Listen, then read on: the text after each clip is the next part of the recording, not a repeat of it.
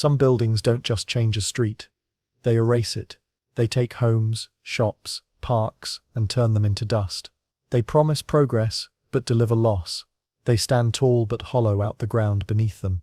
A single tower, a highway, a stadium, each one carrying weight far beyond steel and concrete. Because buildings are not neutral. They shape how people live, how they move, how they belong, or how they are pushed out. And when the wrong building rises, it doesn't just change the skyline, it kills the neighborhood that gave it life.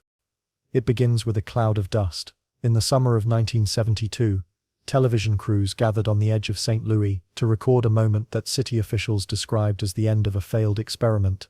The cameras rolled as a series of sharp cracks echoed across the sky, followed by a rising plume of smoke and debris. In less than half a minute, a cluster of concrete towers collapsed in on themselves, sending broken glass, twisted rebar, and chunks of concrete tumbling to the ground.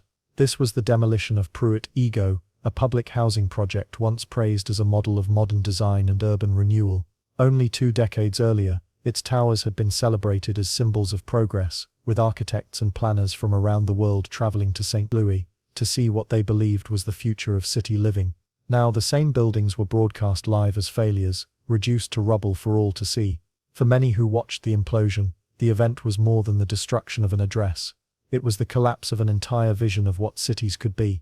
Pruitt-Igoe had been designed by Minoru Yamasaki, the same architect who would later design the World Trade Center. His work was guided by the ideas of modernist planning, which held that wide-open lawns, tall towers, and efficient layouts could replace crowded, older neighborhoods. At its launch in the mid-1950s, Pruitt-Igoe offered more than 2,000 apartments across 33 high-rise buildings. To many policymakers, it represented the answer to the problem of so-called slums: tear down the old blocks, put up new towers, and the social issues of poverty, overcrowding, and crime would disappear. That was the promise. But the promise collapsed as fast as the buildings themselves. The reality on the ground was very different. Pruitt-Igoe's towers quickly revealed flaws in both design and management. Elevators skipped floors to save money, leaving families with groceries or strollers to climb several flights of stairs. Heating and plumbing broke down, and repairs lagged behind. The open lawns that looked neat on blueprints became unsafe, empty stretches where residents felt exposed. The corridors and stairwells, wide and dark, became places of fear rather than safety. The city failed to maintain the property, rents failed to cover the costs, and federal funding never filled the gap. Within a decade, vacancy rates soared. By the early 1970s, Pruitt-Igoe was no longer seen as a beacon of progress, but as a warning of failure. For the families who lived there, the collapse of Pruitt-Igoe was not a matter of architectural theory, but of daily life. Children grew up in hallways where light bulbs were broken, stairwells where trash piled up, and playgrounds that felt more like hazards than places of play.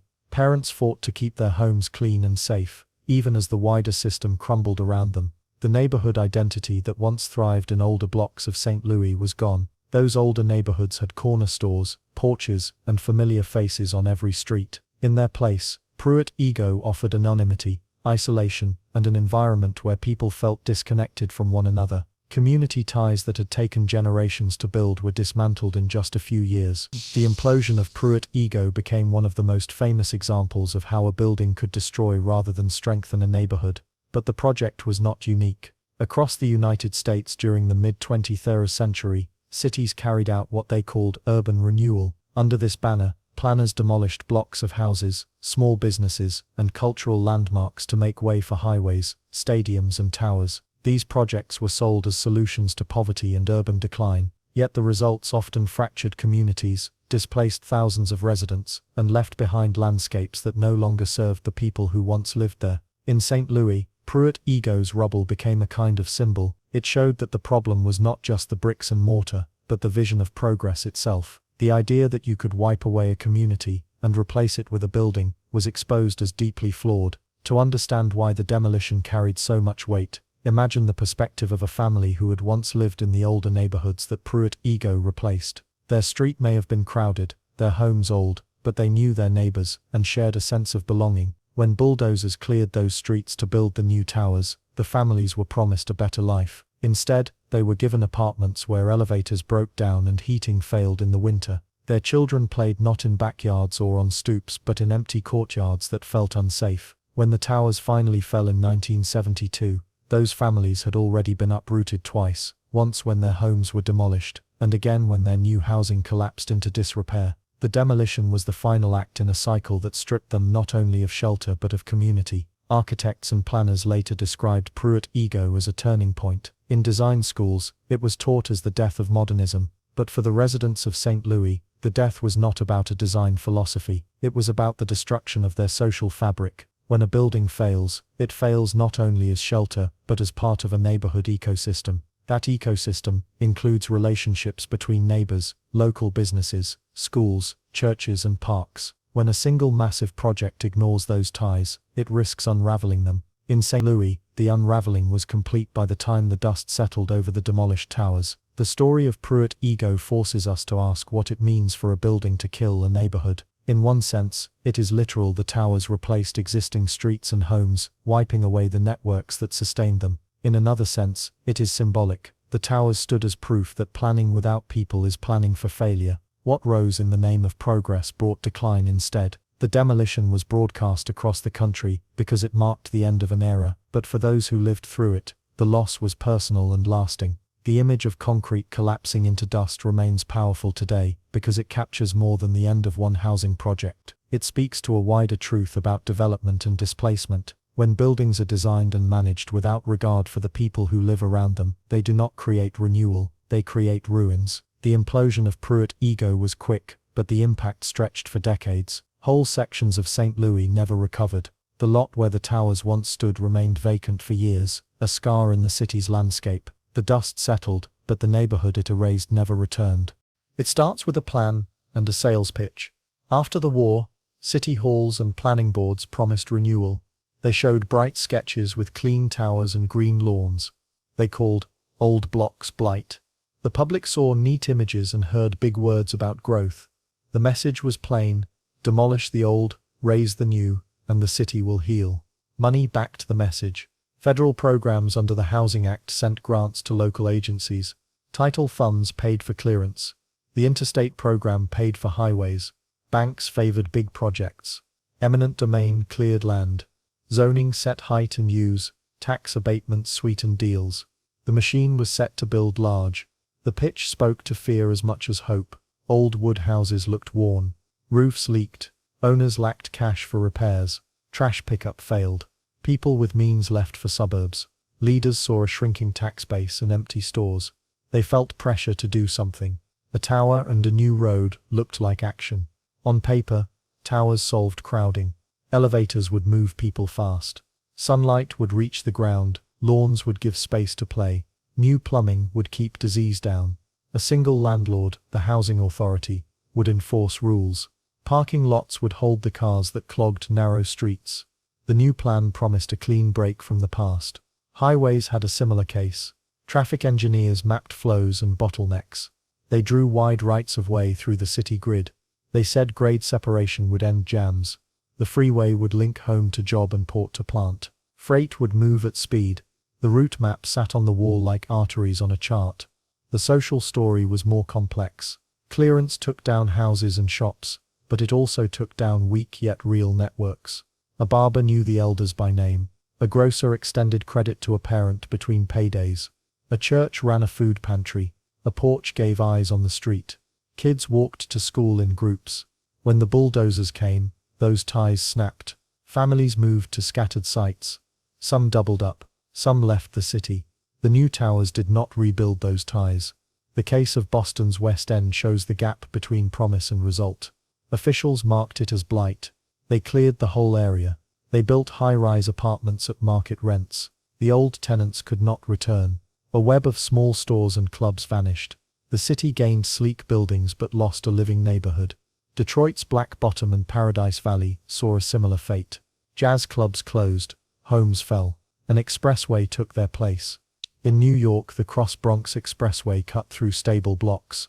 Crews sank the road in a trench and raised bridges. Entire streets dead-ended. Noise and exhaust filled the air. Landlords stopped repairs. Tenants left. Owners burned buildings for insurance. The South Bronx slid into crisis. The highway sped suburban commuters. The cost fell on those who stayed.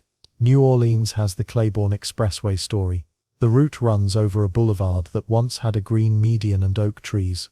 Black businesses lined the street. Parades moved under the trees during Mardi Gras. The highway took the trees and the light. It cast a shadow over the blocks. Shops closed. Families moved away. People called for removal.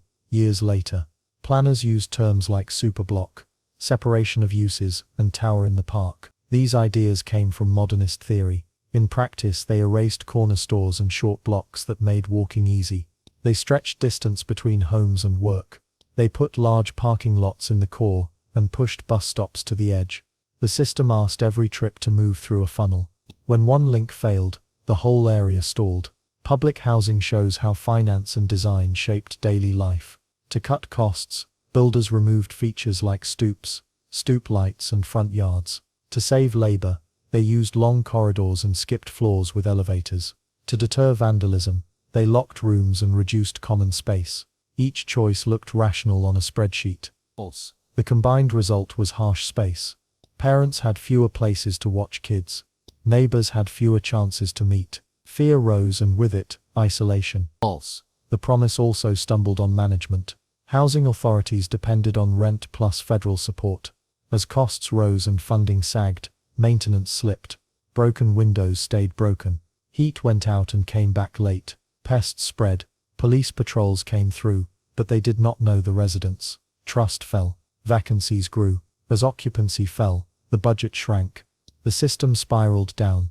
There were other tools with bright names: urban renewal, model cities, and tax increment financing, or TIF. Each tool could, in theory, serve a street with need. In practice, deals chased the path of least resistance. That path ran through neighborhoods with less political power. Sites with high land value and strong groups found ways to bend plans in their favor or push them away. Sites with less clout bore the brunt. Imagine a small corridor with row houses and 3 stores. A planner draws a tower and a plaza on the site. The row houses come down, tenants get vouchers and move far away. The new building has a doorman and a garage.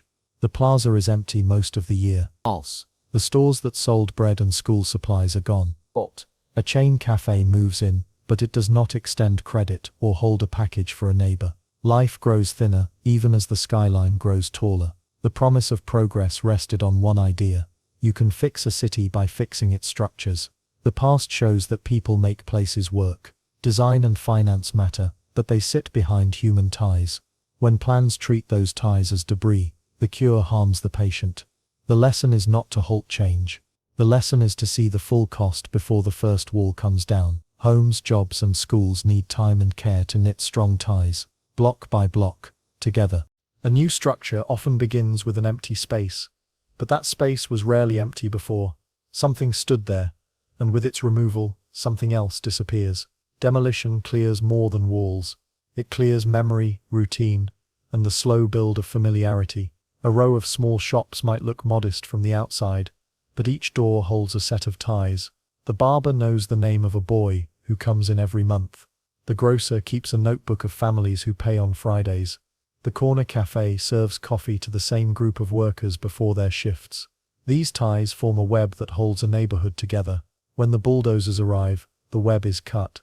In many cities, clearance began with claims of blight. Old wood frames with peeling paint became symbols of failure. Officials pointed to leaky roofs, crowded rooms, and narrow alleys as reasons to start fresh. The photographs used in reports framed decay, while leaving out the life that persisted within. Inside those same houses were front porches, where neighbors traded news. In backyards, children shared swings or garden plots. Kitchens doubled as workshops and gathering places. To call these homes disposable was to ignore how much daily life they carried. Once removed, that rhythm could not be rebuilt in a tower with blank hallways. Nature also pays a price. Fields, creeks, and small patches of woodland often stand in the way of growth. A meadow that has hosted birds, insects, and native plants for centuries can be turned into a parking lot in a season. The soil that once absorbed rain is sealed under asphalt, and floods strike harder. The shade that cooled a block vanishes when trees fall. Species that nested in those spaces leave and rarely return. To many planners, green land is an empty canvas. To the community that walks it, The space is part of their identity. Children learn the names of trees. Elders recall seasons of harvest or walks after church. Erasure of land is also erasure of memory. Culture weaves into these landscapes in ways that do not show up on blueprints. A corner store that stocks a certain spice links a family to its heritage. A mural painted on the side of a shop reflects shared history and pride. A church built by hand decades earlier carries the stories of weddings, baptisms, and funerals. These structures may not meet the codes or styles of the present, but they carry meaning that cannot be replaced by glass and steel. When removed, the loss is not simply square footage, it is the removal of anchors that ground people in a place. The South Bronx during the mid-20th century shows how much can be erased in the name of progress. When the Cross Bronx Expressway cut its trench, whole blocks disappeared. The buildings came down, but so did the networks within them. Families who once lived across the hall ended up scattered across the city. Stores that served the local block lost their customers. Streets where children played ball turned into dead ends. The sound of traffic replaced voices. What vanished was not just housing stock, but the conditions that made a neighborhood function. Detroit offers another example. Black Bottom and Paradise Valley were centers of black life, full of music, shops, and churches. Urban renewal marked them for clearance. Freeways and new projects took their place. Clubs where legends played closed. Residents moved out, often without choice. The new structures did not serve the same community. What had been a cultural hub turned into vacant land and wide roads. Erasure was both physical and cultural, cutting off traditions tied to that place. Even in smaller towns, the story repeats. A family farm may be sold for development, its barn torn down for tract housing. To outside buyers, it is a chance at a new start in a suburban setting. To the family that worked the land, the soil holds generations of labor. Fences mark not just property lines, but stories. A tree planted by a grandparent once gave shade for picnics. When replaced by cul-de-sacs, those layers of meaning vanish. The buyers live in new homes, but the memory tied to the old land is gone. What gets erased is not always visible to officials making plans. A planner can draw a red line across a block and call it obsolete. What cannot be drawn is the sound of a grandmother calling her grandchildren in from the stoop, or the taste of food cooked in a neighborhood diner, or the feel of safety when a neighbor keeps watch from a window. These are not minor details. They are the parts of life that give stability in the face of change. When the physical form is erased, so too is the chance for those experiences to continue. The process of erasure often unfolds quickly. A notice appears, a demolition crew moves in. Within weeks or months, buildings that took decades to settle into place are gone. The speed of removal leaves little time for residents to gather, to say goodbye, or to preserve pieces of their past. Objects may be salvaged, but the setting that gave them meaning cannot be saved. A photograph of a street corner cannot capture the feel of walking it daily. A plaque marking a site cannot restore the lives once lived there. Erasure also shifts power. When a new building rises, it often serves a different group than those displaced. A luxury tower may stand where working families once lived. A corporate plaza may replace local shops. The people who move in bring new routines, but they rarely continue the ones that came before. The old community, if it tries to return, finds itself priced out or unwelcome. What was erased is not only physical, but the ability of a group to belong in the space they once called their own. When we look at a new building, it is easy to focus on what was created, the smooth walls, the wide glass, the order of its design, yet every building carries a shadow of what it replaced. Behind its presence is an absence, and in that absence lies a story of erasure. Those stories explain why so many people see renewal, not as growth but as loss. They remind us that what gets built is only half the story. The other half is what no longer stands, what no longer sings, and what no longer feels like home. One change often looks small at first. A single tower rises, or a new highway cuts across a block, or a high-end complex opens with a glossy ribbon cutting. At the start, the shift feels like just another project in the city's constant churn. Yet the effect does not stop with bricks and steel. It spreads outward, like the first tile in a line of dominoes. What seems like progress for one corner sets off a sequence that alters the whole. The first tile might be a highway that slices through an older district. A row of homes along the edge disappears, but the deeper change comes later. The constant noise makes life unbearable for those who remain. Children grow up playing by a fence that blocks them from neighbors across the trench. Shops lose foot traffic because pedestrians cannot cross easily. One by one, families leave, shops close, and empty windows appear. The decline is not instant, but once it begins, it rarely stops. What was once a working neighborhood turns into a patchwork of gaps. A luxury tower can start a similar chain. At first, residents may welcome it, thinking it will bring new shops or investment. But rents rise. The corner diner, which has survived on modest meals for decades, faces a lease it cannot afford. The tailor who knows every family by name is forced to relocate. A market that once sold affordable produce becomes a boutique grocer. The shift in one building draws in a new set of customers and pushes out the old. Long-time residents see their block change, not through demolition, but through the slow erosion of affordability. Soon familiar faces are gone, replaced by strangers who do not greet each other on the street. Nature also falls in the domino chain. A new complex may level a grove or cover a creek. Birds and insects lose their habitat. Pollinators vanish, and the gardens that once brightened windows stop blooming. Heat rises because the shade is gone. Floodwater builds because the ground no longer absorbs rain. What seemed like the loss of a patch of trees ripples into a change in climate, sound, and daily life. A child who once caught frogs by a stream now grows up beside a storm drain. The domino effect does not respect boundaries. Once one project takes hold, others follow. A city may approve one highway interchange, then another. Each decision adds pressure on the people left behind. Services shift. Schools close because families move away. Bus routes cut back because ridership drops. The loss of infrastructure compounds the loss of housing and jobs. Residents who remain find themselves stranded. The landscape no longer supports the same way of life. In St. Louis, the fall of Pruitt-Igoe did not just mark the end of a single project. It fueled a wider sense of decline. Surrounding blocks emptied as residents sought more stable ground. Schools lost enrollment. Shops shut down. Vacant lots multiplied. The domino effect was not contained to one imploded tower. It spread through an entire district, leaving scars still visible decades later. Detroit's Black Bottom saw the same pattern. The first step was clearance for the Chrysler Freeway. That act toppled more than homes. It severed businesses from their customers and musicians from their stages. Once the first domino fell, the rest followed quickly. Clubs closed, churches lost members, and entire cultural networks unraveled. What had been a vibrant district of art and commerce became empty land and wide lanes of asphalt. The damage did not stay in one spot. It radiated outward, weakening the city's cultural and economic life. Sometimes the dominoes fall more quietly. A single corporate campus opens in a town. At first it brings jobs, but land prices rise, and smaller farms or workshops cannot compete. Younger families find they cannot afford to stay. The town becomes dependent on one employer. When that company shifts or leaves, the town collapses.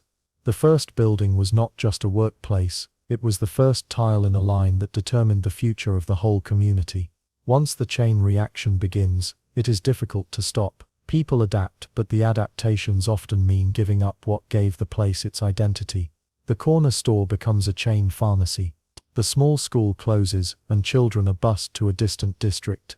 The park becomes a parking lot. Each change makes the next easier. A neighborhood that once resisted one project loses strength with each departure. What seemed unthinkable 10 years earlier becomes inevitable.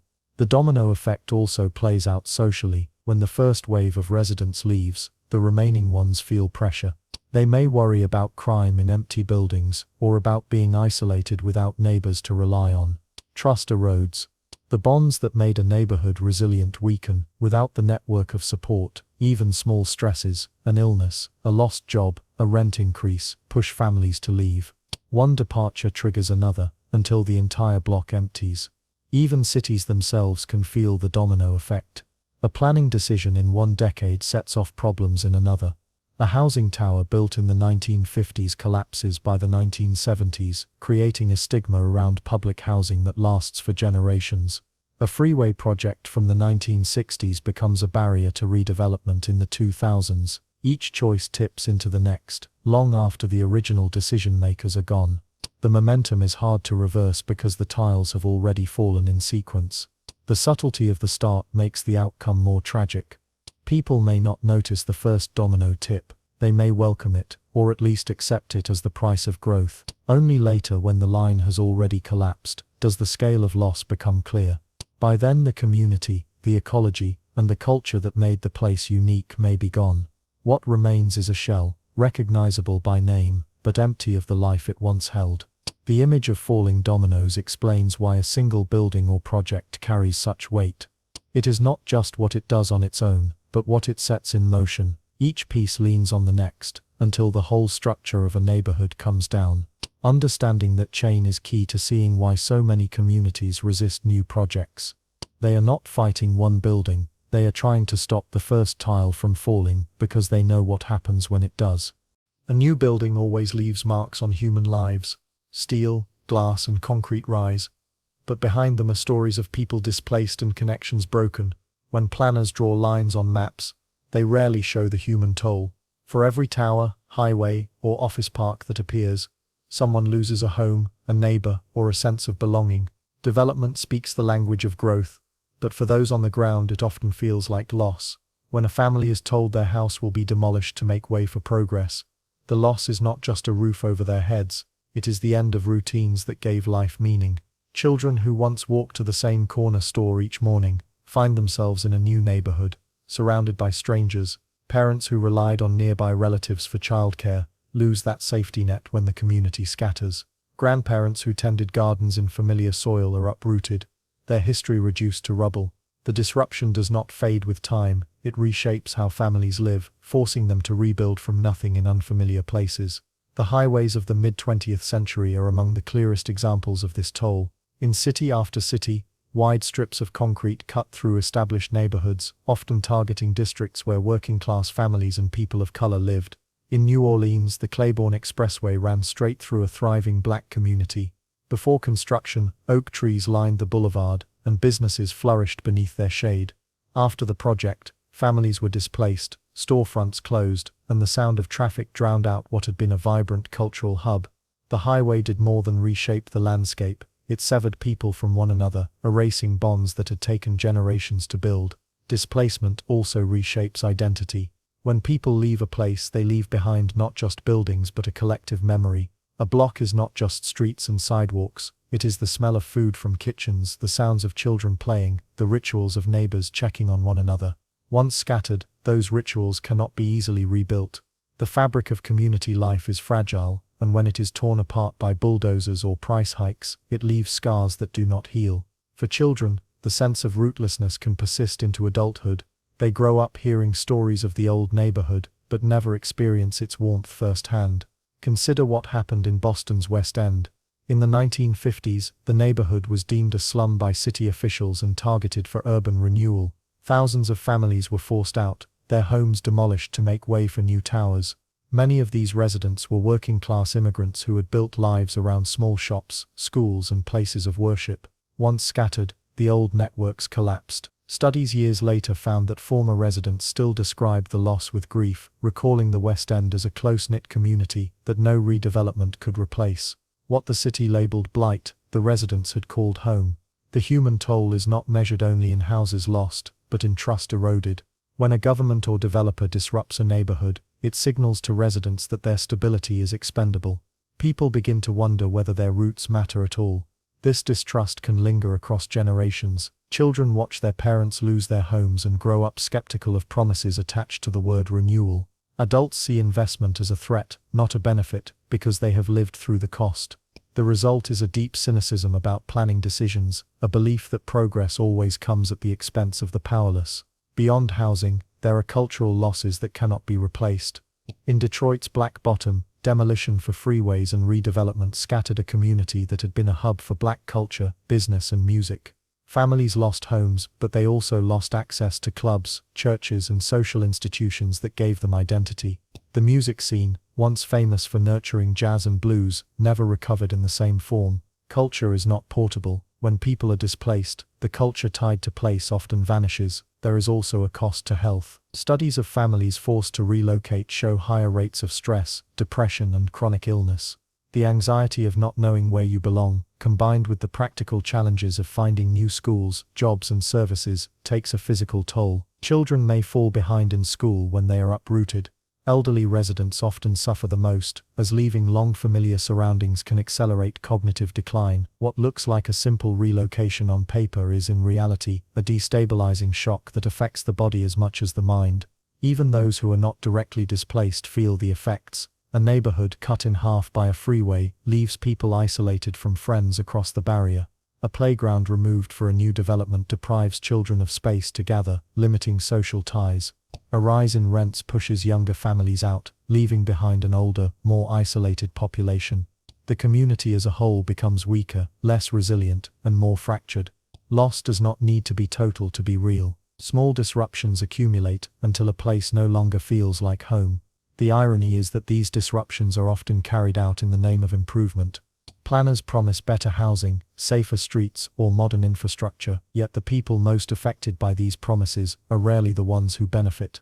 Instead, they are left with memories of what was taken and the challenge of starting over. Improvement in this sense often means improvement for others, those who move in afterward, not those who lived there before. The cost also ripples outward in less visible ways. A child who loses a stable neighborhood may grow up less trusting of authority. A parent forced to work longer hours to afford higher rent has less time to care for children. A family that once had a network of neighbors to rely on may face crises alone. These ripple effects shape lives for decades, long after the ribbon cuttings and photo opportunities are forgotten. The human toll of development is hard to see in statistics. Governments measure units built or dollars invested, but rarely track the erosion of community bonds. Yet those bonds are what give life meaning. They are what keep people grounded, supported, and resilient in the face of hardship. When those bonds are broken, the damage can be deeper than any planner anticipates. Development reshapes landscapes, but it also reshapes people. For those displaced or disconnected, the loss is not abstract. It is as real as the dust that rises when the bulldozer moves in. A forest can look whole from a distance, but a single road can change everything. When a strip of asphalt cuts through dense trees, it splits one continuous habitat into fragments. Animals that once roamed freely now face barriers. Some attempt to cross and die on the pavement. Others stay put, cut off from food sources, mates, or migration routes. The change begins small, but over time the forest functions less like a living system, and more like a patchwork of isolated pieces. This pattern mirrors what happens in cities.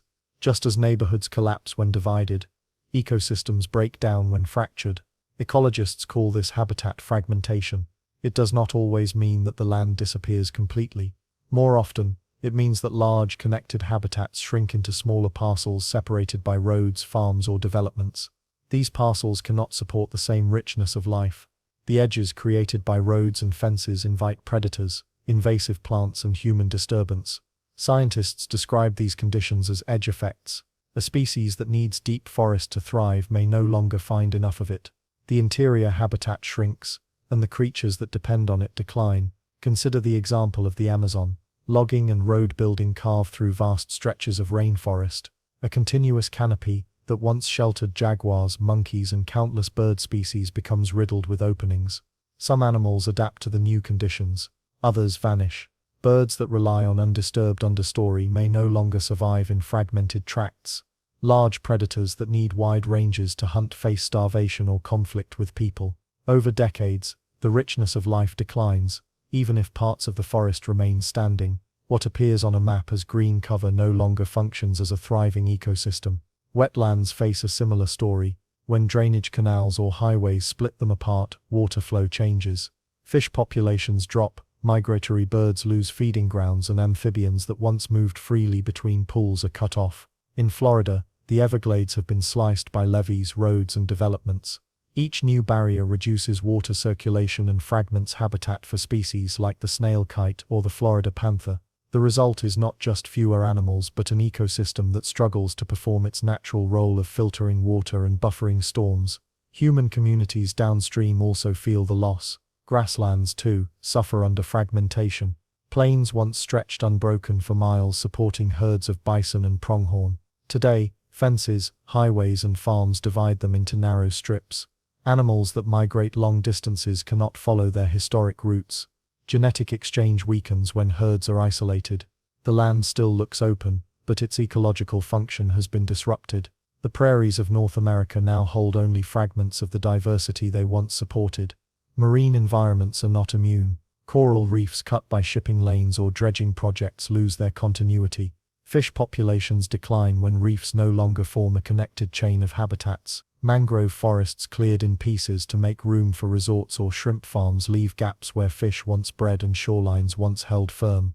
Storm surges that the mangroves would have softened now hit coastal communities with greater force. Fragmentation, whether on land or sea, always carries consequences. The human parallels are clear. In cities, a highway can sever neighbors from one another.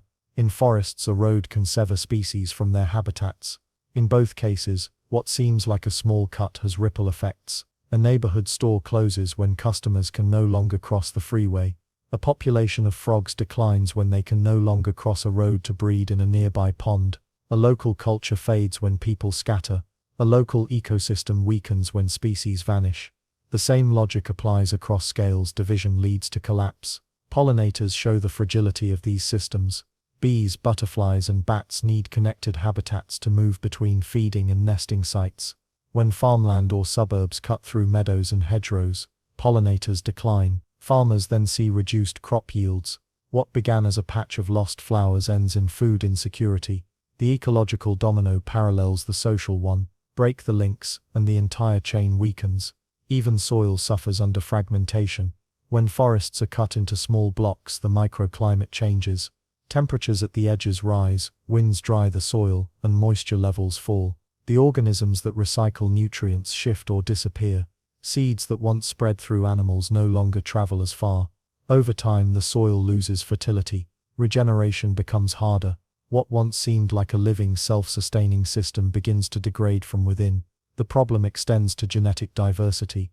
When animal populations are separated into small groups, they interbreed within their own fragment. The lack of gene flow increases vulnerability to disease and reduces adaptability. In conservation biology, this is called inbreeding depression. Species that once had large, resilient populations become fragile. A single outbreak or storm can wipe out an entire isolated group. Without corridors or connections, survival becomes unlikely. Planners sometimes attempt to mitigate these problems through wildlife crossings or green corridors. Bridges covered in soil and plants allow animals to cross highways safely. Strips of habitat connect larger parcels, giving species room to move. These measures help, but they are often small compared to the scale of fragmentation. They resemble the occasional community park added to a redeveloped city, valuable but unable to replace what was lost. Examples of collapse illustrate the stakes. In Borneo, orangutans struggle to survive as palm oil plantations break the forest into fragments. They become trapped in shrinking patches, often starving or clashing with humans. In North America, the spotted owl depends on old-growth forests. Logging reduced its habitat to fragments, leaving the population in decline despite protection. In both cases, fragmentation rather than outright destruction drives the crisis. The land still looks forested from above, but the ecological fabric has been torn. The pattern extends to water systems. Rivers fragmented by dams lose their continuity. Fish such as salmon, which need to migrate upstream to spawn, face blocked routes. Populations collapse even though stretches of river remain untouched. Communities that depend on these fish for food or culture lose part of their identity. Once again, the break in connection proves as damaging as outright loss. The lesson is that ecosystems, like neighborhoods, are more than their parts. A block of houses means little without the people who form ties between them. A forest patch means little without the links that connect it to other patches. Connectivity sustains life, whether human or non-human. Once cut, it cannot be easily restored. We often think of nature and society as separate, yet the stories of fragmentation reveal how closely they echo each other. The destruction of ties, whether social or ecological, leads to instability. When we divide landscapes, we risk collapse not only of species but of the systems that support our own survival. A road through a wetland or a tower through a block may seem minor in isolation. In practice, both mark the beginning of unraveling. A city skyline can look impressive, but behind each tower is a story that rarely makes it into the brochures. Around the world, governments and developers have built projects in the name of progress that reshaped entire landscapes. These projects often start with grand promises, jobs, housing, connectivity and pride, but the results have left lasting scars. What unites New York, São Paulo, Buffalo, Borneo, and countless other places is not just the physical changes to their environments, but the shared toll on people, cultures, and ecosystems. The cost of modernity has often been measured in what vanishes. Take New York City as one of the most obvious examples. In the mid-20th century, Robert Moses and other planners built massive highways, bridges, and housing projects across the city. The Cross-Bronx Expressway remains one of the clearest case studies. Constructed through dense working-class neighborhoods, the highway displaced thousands of families, demolished blocks of housing, and left a deep wound that still divides the Bronx. Residents lost not only their homes, but also their communities. Businesses that relied on foot traffic closed. Air pollution increased. Health outcomes worsened, and social cohesion declined. The highway carried cars across the city, but it left a neighborhood hollowed out. Further south, in São Paulo, Brazil, rapid urban expansion created a sprawling metropolis that is now home to more than 20 million people. Skyscrapers and high-rises line the center, while favelas stretch into the periphery. In the push for modernity, vast numbers of families were displaced from central areas to the urban fringe, often without access to proper infrastructure or services. Highways cut through wetlands and neighborhoods alike, scattering communities and damaging ecosystems. The city gained in size and economic activity, but at the cost of increased inequality, environmental degradation, and disconnection between residents and their surroundings. The shiny towers mask the deep fractures below. Buffalo, New York, tells a quieter, but no less painful story. While once a thriving industrial hub, the city embraced redevelopment schemes during its period of decline. Like many American cities,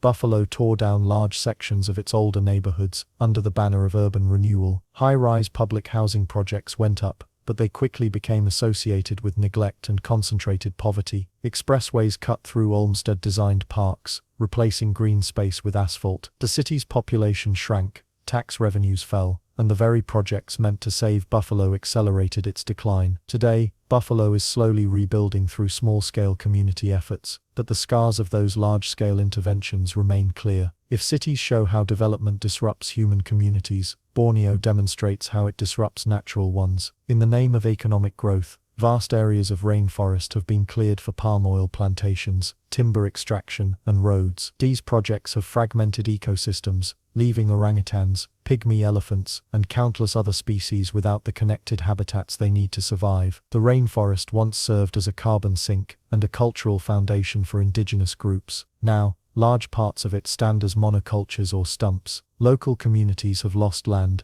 traditional livelihoods, and the ecological security that forests provided. The plantations produce global commodities, but they also create local collapse. Other examples echo the same themes. In Beijing, preparation for the 2008 Olympics led to the demolition of old Hutong neighborhoods. Families who had lived in tight-knit courtyards for generations were forced to relocate to high-rise apartments. The modern stadiums and towers impressed visitors, but for many residents the price was cultural erasure. In Mumbai, slum clearance programs displaced tens of thousands in exchange for luxury developments. In Lagos, Nigeria, the Eco-Atlantic project reclaimed land from the sea to build a glittering new financial district, but local fishing communities lost access to their traditional waters. In each case, a project designed to symbolize progress came at the expense of those with the least power to resist. One striking feature is how these projects are often justified with the language of inevitability. Leaders frame them as necessary for modernization, growth, or entry into the global stage. The displacement of families or destruction of ecosystems is described as collateral damage,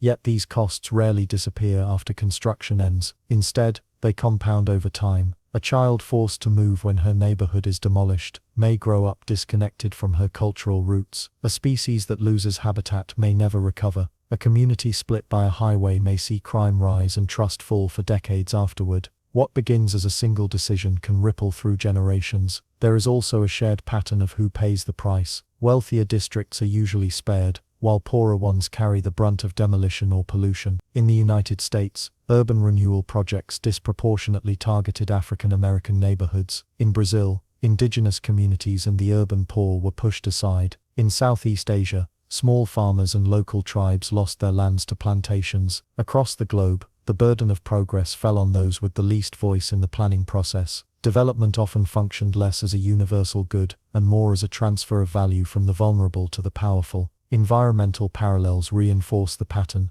A new expressway may be celebrated as a sign of mobility, but it increases carbon emissions and air pollution. A luxury resort may promise jobs, but it often sits where mangroves once filtered water and softened storm surges. A tower may showcase a city's modern skyline, but it may stand where a working-class neighborhood once thrived. Each new addition to the built environment can simultaneously subtract from the social or ecological fabric that sustained life before it. This contradiction plays out in cultural memory. Many of the projects that displaced people are later remembered with mixed feelings. The Pruitt-Igoe housing project in St. Louis was once hailed as a model of modern design, then demolished in disgrace. The Three Gorges Dam in China is admired as an engineering feat, but it submerged entire villages and archaeological sites. Brasilia, the capital of Brazil, is a masterpiece of modernist architecture, but it remains criticized for ignoring the organic needs of its residents. The gap between what is promised and what is lived defines much of the history of large-scale development.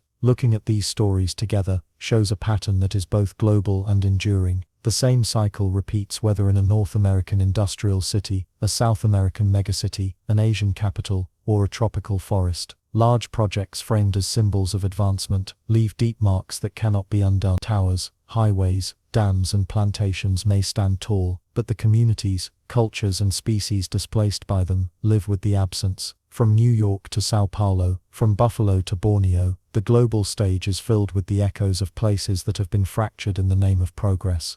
A building does not rise out of thin air. It comes from a decision, usually made by people with influence and money. The central question is never only about design or materials, but about purpose. Who is the building for? If a project exists to attract investors, to please commuters passing through, or to showcase a city's prestige, then the residents who live around it often become an afterthought. This gap between the stated goal of improvement and the lived reality of exclusion explains why so many neighborhoods feel abandoned, even as new structures stand in their midst. Imagine a luxury tower going up in the middle of a working-class district. The developer presents glossy renderings that promise shops, restaurants, and new energy for the area, but the apartments cost 10 times more than what current residents can afford. None of the people who live there are likely to move into those units. Instead, investors from abroad or wealthy buyers from across the city purchase them as assets. At night, many windows remain dark because the apartments serve as safe deposits for wealth, not homes for families. For the people in the neighborhood, the tower is not a place to live or gather. It is a wall that casts a literal and symbolic shadow. The structure exists, but not for them. The pattern repeats with stadiums. A city might push for a new sports arena, promising jobs and pride. Public money helps fund it. Yet ticket prices remain out of reach for the average resident. The food stands and merchandise stalls employ some workers, but often at low wages without stability. Meanwhile, the surrounding neighborhood experiences rising rents and land speculation. Long-time businesses close because they cannot afford the new leases. The arena serves team owners, corporate sponsors, and commuters who drive in for games, then leave. For those who lived in the area before the project, the stadium is more exclusion than inclusion. Infrastructure projects tell the same story. Highways cut through poor districts not because those routes were the only engineering option, but because the residents had the least political power to resist. The expressway serves commuters from wealthier suburbs, speeding them into downtown jobs. The people who lose their homes, parks and local businesses do not benefit from the widened road. They pay the price for convenience that is designed for others. The very definition of public good bends to serve those already advantaged. Shopping centers and megamalls demonstrate another layer of this mismatch. A new mall might replace small neighborhood shops. It boasts international brands, air-conditioned corridors, and secure parking. Yet the local tailor, grocer or cafe owner cannot afford to rent a stall inside. The new jobs are concentrated in retail chains with strict rules and limited pay. Shoppers who once knew their vendors by name now walk through a commercial zone owned by distant corporations.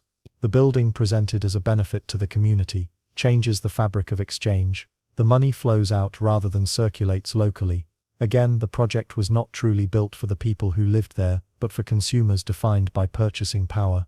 Universities and hospitals, Institutions with social missions also struggle with this question.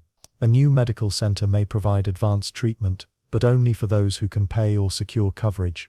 A research campus might expand into a neighborhood, displacing residents with promises of innovation. Students and faculty benefit, but those forced to leave lose more than land. They lose their networks, their places of worship, their shared histories. The question of who the institution serves becomes unavoidable when those around it feel excluded from its walls. Tourism offers another example. In many coastal towns, hotels and resorts rise where fishing communities once thrived.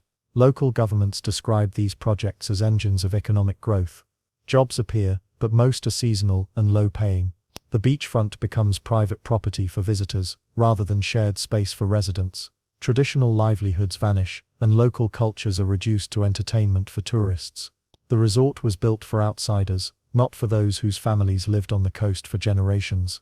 Even green projects, such as eco-parks or cultural districts, can fall into the same trap. A city may redevelop an old warehouse area into a cultural hub with galleries, cafes, and design studios. On paper it seems like an improvement. In practice rents climb, artists struggle to stay, and long-time residents find themselves priced out. The new district is marketed to young professionals with disposable income, rather than to the community that lived and worked there before.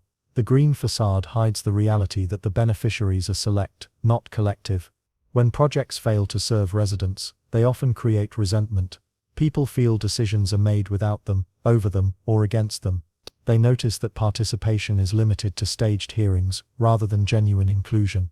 Technical jargon, like public-private partnership or economic multiplier, fills planning documents, while ordinary people ask simple questions. Will I still be able to afford to live here? Will my children benefit from this school, this park, this building? The mismatch between language and lived experience deepens distrust. There are of course cases where the question is answered differently. Some projects make deliberate choices to serve the community first. Affordable housing units are included in new developments.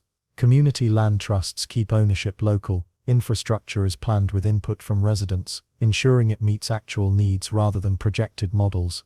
These examples remain exceptions rather than norms, but they show that the critical question, who is it for, can be asked and answered with equity in mind. When a building is not for residents, it acts as a rupture. It changes the rhythm of the street, the sound of the block, the feeling of belonging.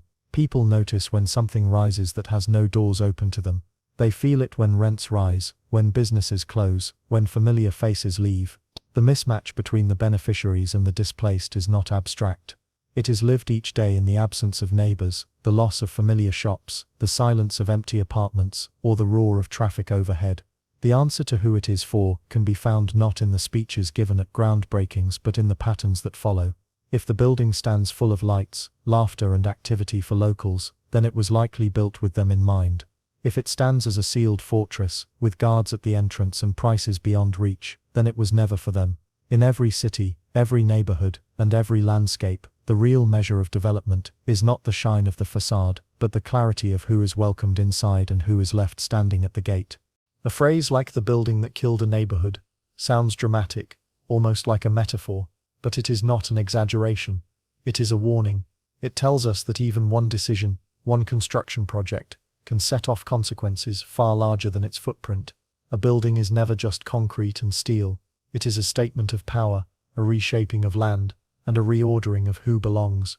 When it is imposed without care, it sends out signals of collapse, often invisible at first, but clear when you know where to look. Think of a city block with generations of life woven into it. Small groceries, corner bakeries, and barbershops line the street. Families know each other, neighbors greet one another, and the rhythm of daily life creates a sense of stability. Then, one new project appears, funded by outside investors. It may be a tower, a luxury complex, or a corporate office. At first it seems like only one change, but rents begin to rise as landlords see opportunity. Longtime shopkeepers face higher leases they cannot meet. The bakery closes, then the grocery, then the barber. Soon the block no longer feels like itself. What was sold as progress becomes the trigger for unraveling. That first building acted as a warning signal, showing how fragile the balance was. The same applies to infrastructure. When an expressway slices through a neighborhood, the signal is blunt.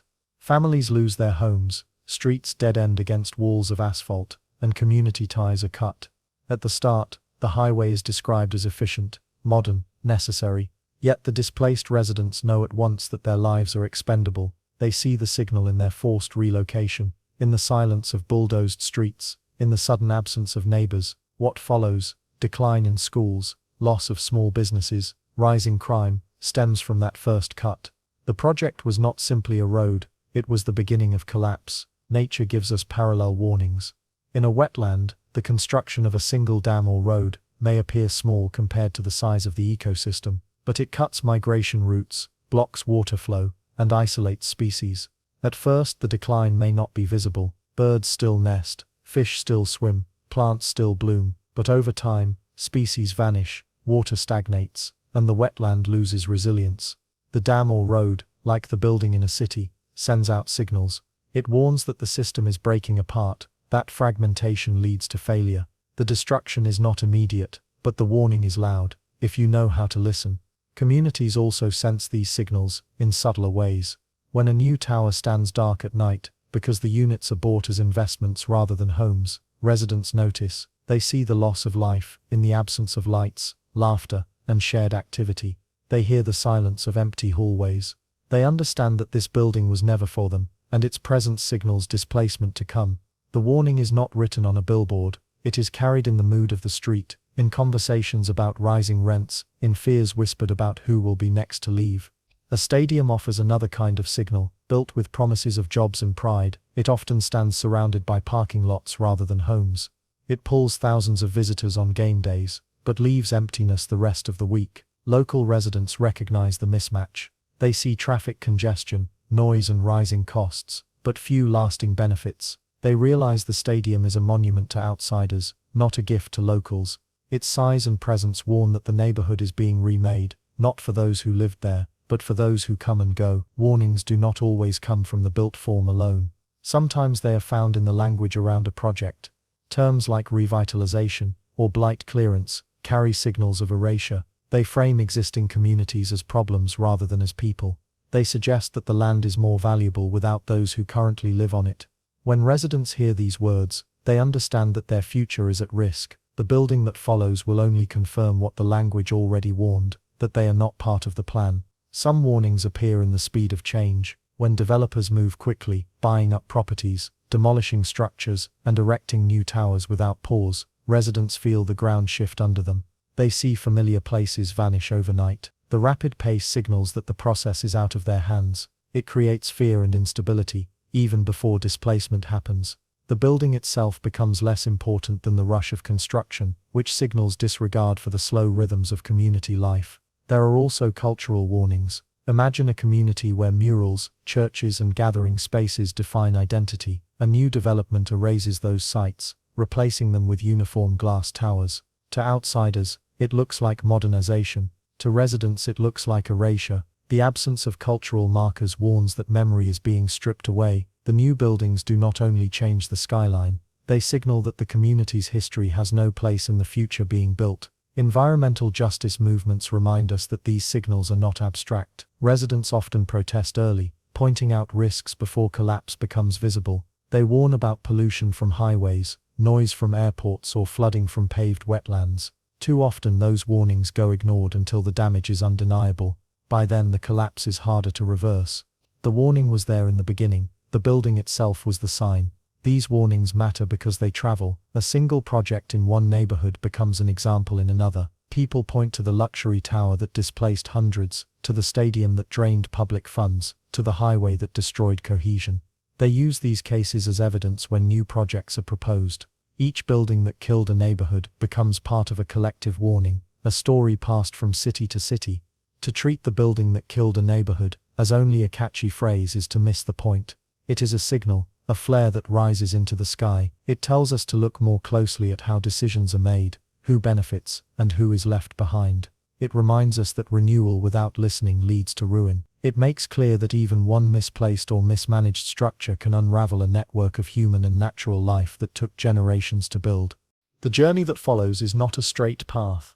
It bends across cities, towns, and fields, through concrete corridors and quiet meadows. Each stop along the way holds a lesson. and each lesson adds to a picture of how progress, when not weighed with care, can harm as much as it helps. Famous cases stand alongside quieter ones. The Cross-Bronx Expressway, for instance, is often taught in planning schools as a symbol of urban disruption. Designed in the mid-20th century as a triumph of mobility, it tore through neighborhoods, displaced thousands of families, and left scars still visible decades later. Its story is one of ambition measured against human cost. The expressway did move cars faster, but the price was paid in fractured communities, noise, pollution, and a decline in quality of life. The road was laid in asphalt, but its legacy is written in the broken threads of social networks that never mended. The Barclays Center in Brooklyn tells another kind of tale. Built as an anchor for a broader redevelopment scheme, it promised jobs, housing, and cultural prestige. The arena itself is striking, a bold architectural form meant to declare vitality, yet beneath the spectacle, the project displaced long-time residents and small businesses. The jobs created were fewer than promised, the affordable housing lagged, and the surrounding community was reshaped more for visitors than for those who had lived there for decades. For some it is a source of pride, for others it is a daily reminder of what was lost. The journey through such examples reveals that architecture cannot be judged by form alone. A building may look alive, but its impact is measured in the lives it touches. Not all cautionary tales are written in cities. In England, Barnpool Meadow stands as an example of how rural or natural landscapes suffer similar fates. This meadow, home to local biodiversity, faced development pressure despite being an ecological resource. Species that thrived there for centuries began to vanish once the land was disturbed. The loss was not just biological but cultural. Meadows like Barnpool carry memory, tradition, and a sense of place. When they vanish, the community loses part of its identity, along with the plants and animals. Development here was not about density or towers but about erasing a habitat that had been stable far longer than any building. It shows that destruction wears many masks. Sometimes it is a steel beam, other times it is a paved field. The journey also winds through less famous but equally instructive sites. A small town might welcome a new shopping complex, only to see local stores close in its shadow. At first the project feels like growth, more shops, more parking, more convenience. Yet the local grocer, unable to compete with chain prices, shutters its doors. The butcher closes, then the bookshop. Soon the town has traded variety and connection for uniformity and isolation. What was built as a promise of prosperity becomes a hollow shell of commerce that drains rather than sustains. The warning embedded here is clear: scale and intent matter.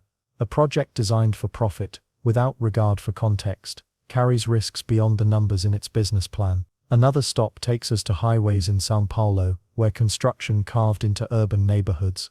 Much like New York decades earlier, these roads were framed as modern necessities. But for residents forced to leave, the language of necessity felt like erasure. Homes were demolished, families scattered, and once vibrant districts turned into underpasses and margins.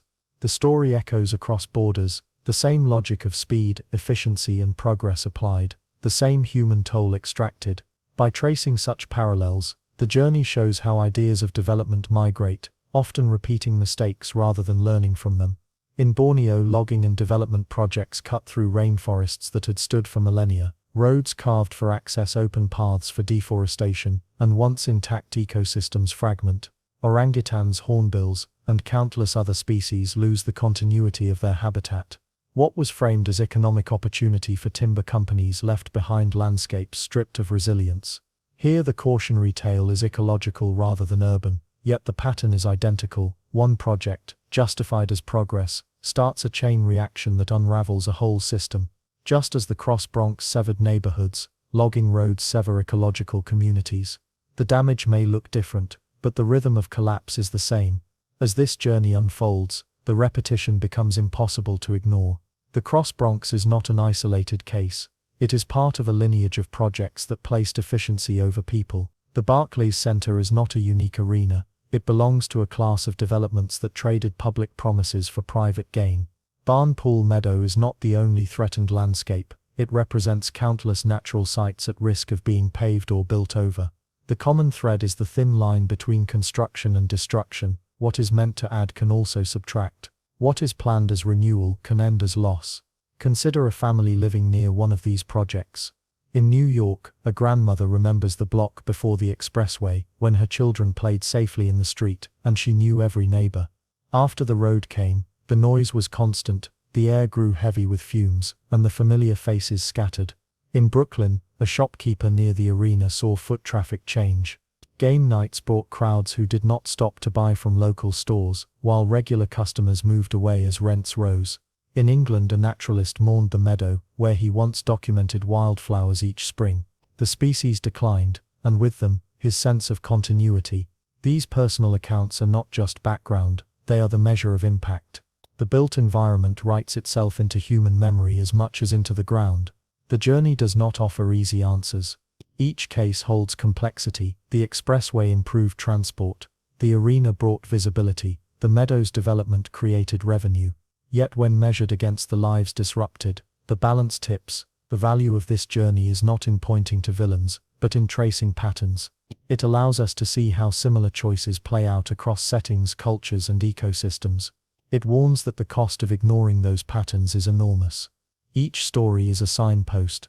Each site, whether urban or rural, whether built or bulldozed, is part of a longer map of caution. To walk this path is to see how thin the line truly is between what we call progress and what we later call ruin.